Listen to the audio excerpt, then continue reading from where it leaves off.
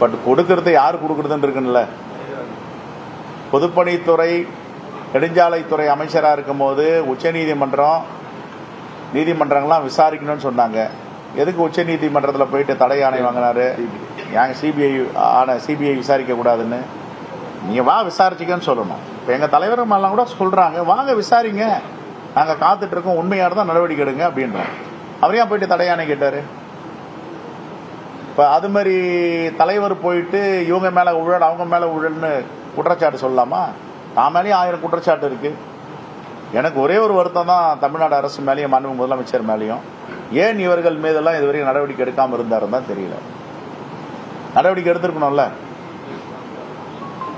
கடந்த காலத்துல வந்து எதிர்கட்சி தலைவராக காண்பிக்கும் போது அதிமுக ஆட்சி எல்லாரும் ஊழல் பண்ணாங்க ஒரு பட்டியல் கொடுத்தாரு.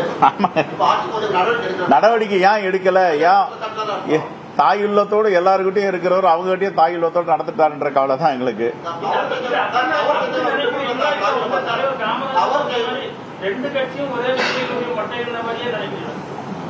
நீங்க இது மாதிரி வார்த்தை வரலன்னா உங்களுக்கு தூக்கமே வராதுங்க.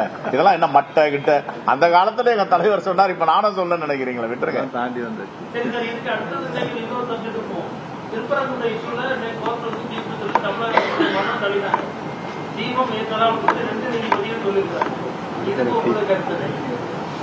எங்களுடைய கருத்தை நீதிமன்ற தீர்ப்பை மதிப்பது வேறு. அதே நேரத்தில் அந்த பகுதியில் எந்தவித அசம்பாவிதங்களும் உள்ளூர் மக்களுக்கு பாதுகாப்பு இன்மையும் ஏற்படக்கூடாது. எல்லோரும் மகிழ்ச்சியோடு பாதுகாப்பாக இருக்க வேண்டும்.